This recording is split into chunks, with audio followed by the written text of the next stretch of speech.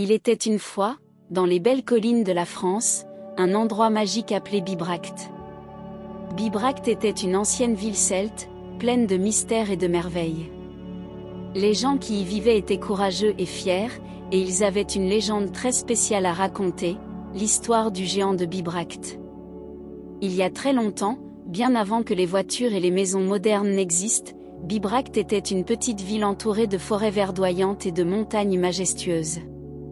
Les enfants de Bibracte adoraient écouter les histoires que les anciens racontaient autour du feu de camp, surtout celle du géant. Le géant de Bibracte était une créature extraordinaire, immense comme une montagne, mais gentille comme un agneau.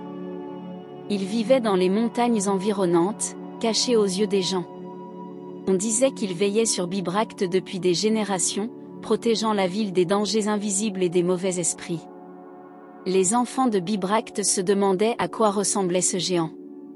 Certains disaient qu'il avait une peau rugueuse comme l'écorce d'un arbre, tandis que d'autres pensaient qu'il avait des cheveux verts comme les feuilles des arbres.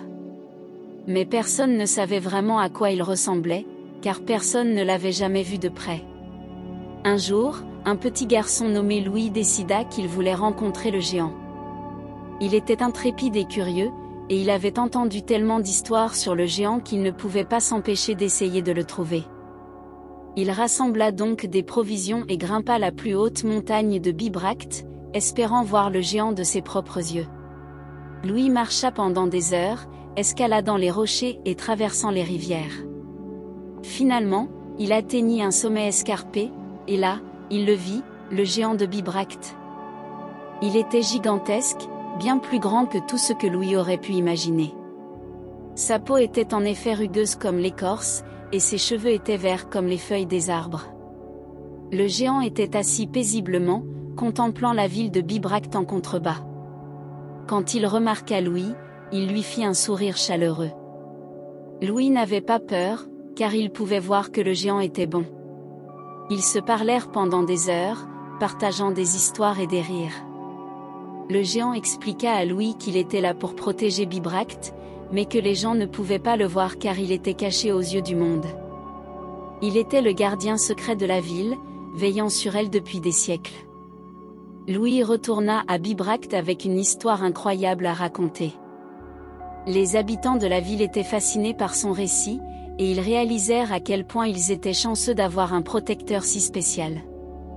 À partir de ce jour-là, Bibracte vécut en harmonie avec le géant, reconnaissant sa présence bienveillante.